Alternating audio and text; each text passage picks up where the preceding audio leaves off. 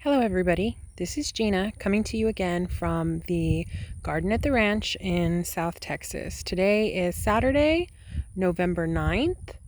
It is 70 degrees today. Our high is going to be 71. We were in the 80s all last week, mid 80s. That's pretty standard for this time of year in South Texas. Yesterday, or the day before actually, we had a cold front blow through. Brought us down into the 50s with some temperatures overnight dipping into the 40s.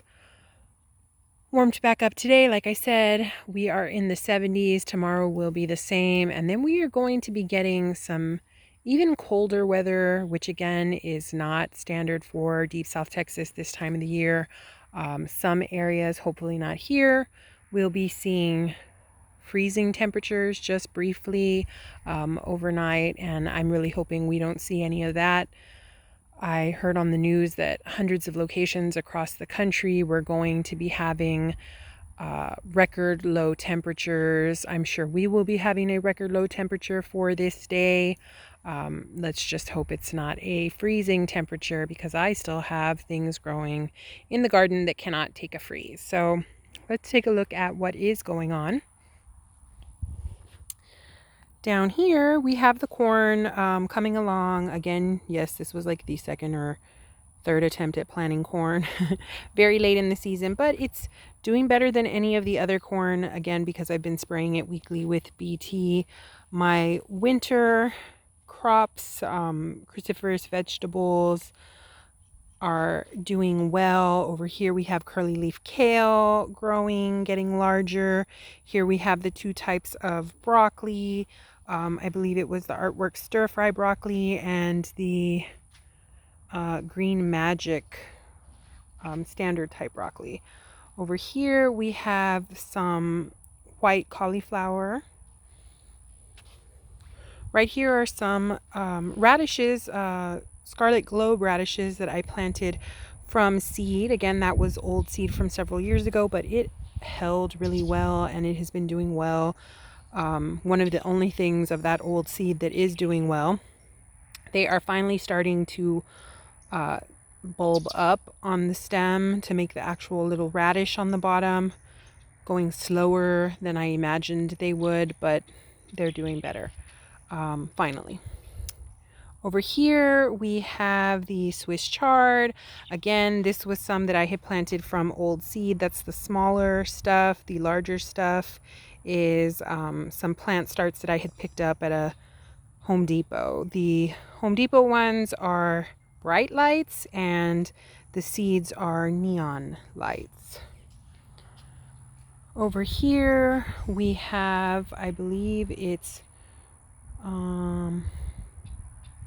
ruby red cabbage. This is some Brussels sprouts.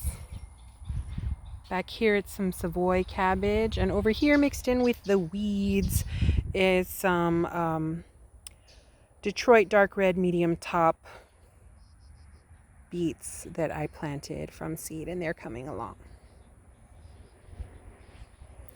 This next row over, as you know, is where I have the golden crookneck squash, and they are doing well. I finally have started harvesting off of these plants this week. I decided to harvest them a little smaller than I think my family would have. One of the ones that I had harvested last week that was about the size we normally harvest from the garden, it was a little more seedy than I like, and so I'm picking them slightly smaller.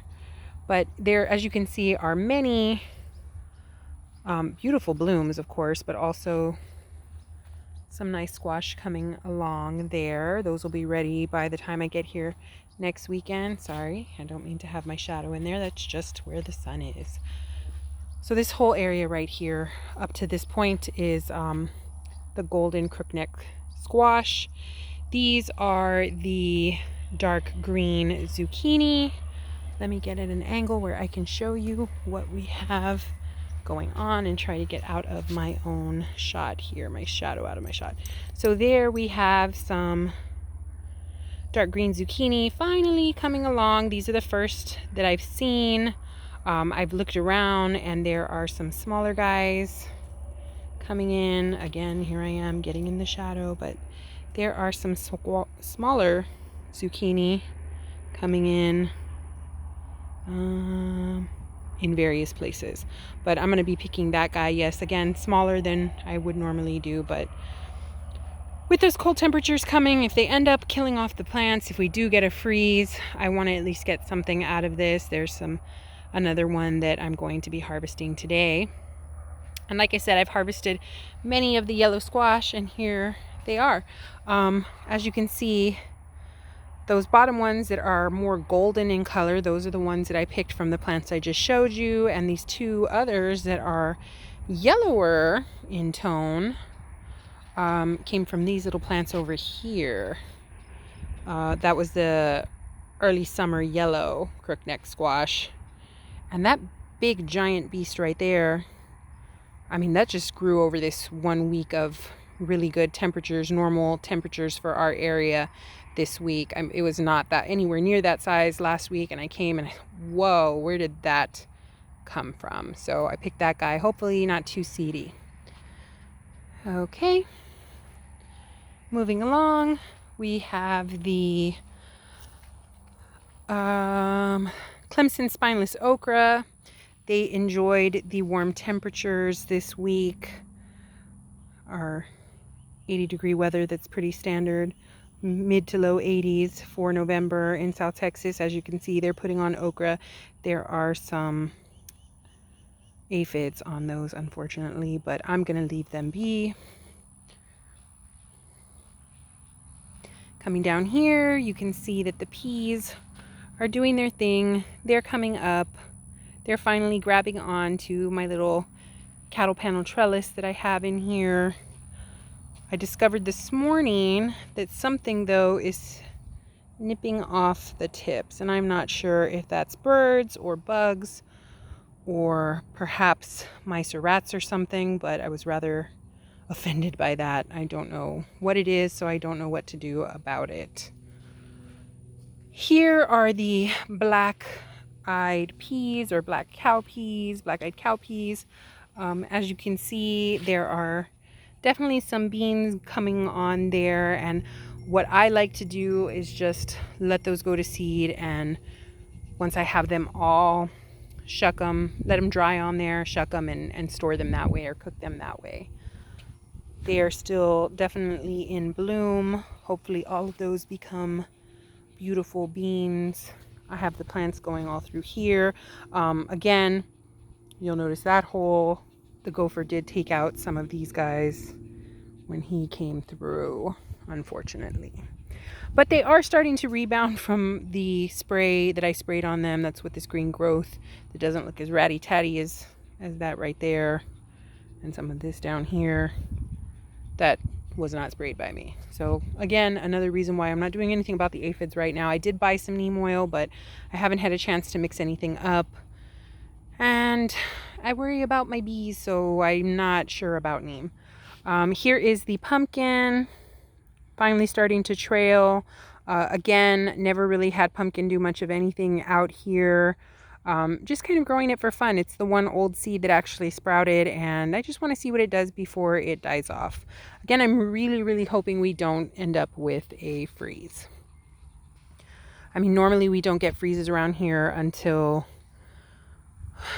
usually late January or February. Sometimes we get 1 or 2 frosts in December, early January. Never, hardly, rarely ever in November. It's just so weird.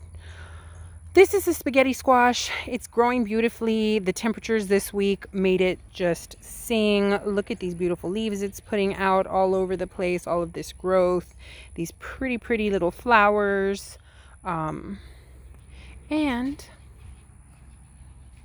look, it's a little baby spaghetti squash. Again, I'm blocking my light. And then down here, we have our cucumbers. They're finally doing something as well. That's probably the biggest one on any of the vines right now. There are much smaller ones going all the way down. These plants look ratty-tatty and pretty beat up from all the winds we've been having with these weird early northerns. Well, strong early northerns, because we do get them in November. They're just not normally this strong.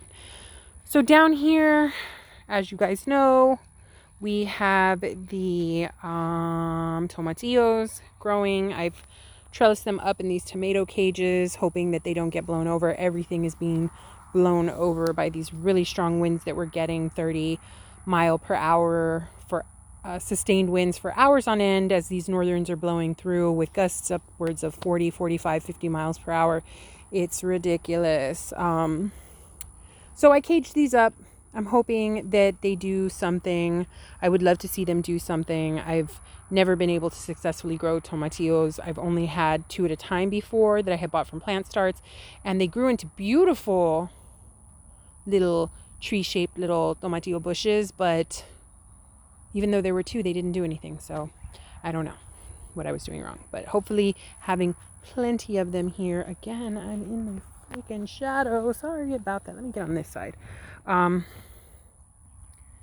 Yeah, well, hopefully having this many makes something happen. Okay, so the beans are doing well. These are the yellow beans all in here. This bald spot is also from Mr. Gopher. And then going down, the green beans down there are doing rather well as well. Again, everything is getting knocked over by the wind. These plants are larger than they look. They're just laying over, which is making them look sad. And then, exciting news, over here, we have the onions doing their thing. They're getting, the green tops are getting bigger, so hopefully that means that soon the bulbs will start growing under the ground and doing their thing all winter long. But here are the yellow onions all the way up to this stick, you know, my wonderful cheap garden marker sticks.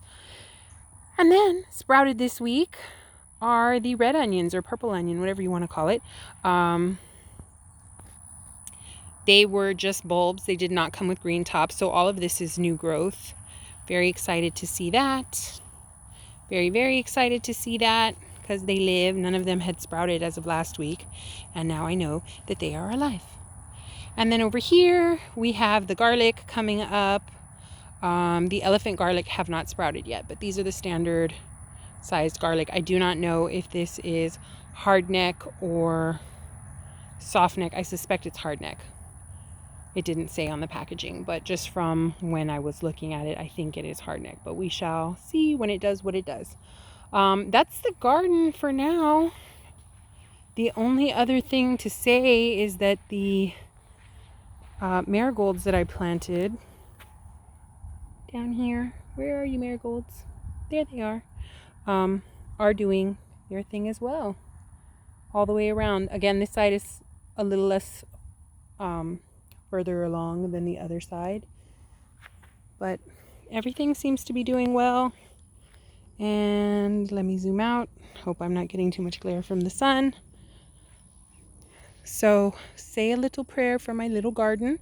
Don't know if anything in these very green rows here will survive this week. Hopefully it doesn't get as cold as they say that it might, and all of this stuff will survive and continue to grow. I believe this is going to be the only very, very cold blast we get for another few weeks. So these things, if they live this week, they should survive for a while longer and produce some good food for us. If not, I have everything over there, and the freeze is not going to be hard and it is not going to be long, so it won't bother those guys. If it looks like that is going to change, I might have to drive down here from out of town and protect those guys a little bit with some sheets or something just to keep the frost off of them. I know they can take some frost, but not like a hard deep freeze, so I'll just have to keep my eye on the weather. But today is a beautiful day in South Texas. Thank you for tuning in. Bye.